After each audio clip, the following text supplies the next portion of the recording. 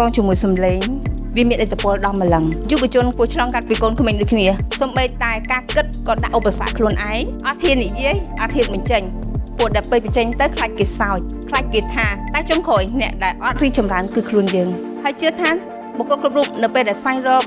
នៅភាពវិជ្ជមានតាក់ទងជាមួយសកម្មភាពទាំងឡាយគឺគាត់បានថ្លឹងហើយថាអ្វីគួរអ្វីមិនគួរនៅពេលដែលគាត់មានការកំណត់សម្លេងមួយនៅក្នុងខ្លួនគាត់ប្រកបជាស្វែងរកជាមួយនឹងភាពជាវិជ្ជមាន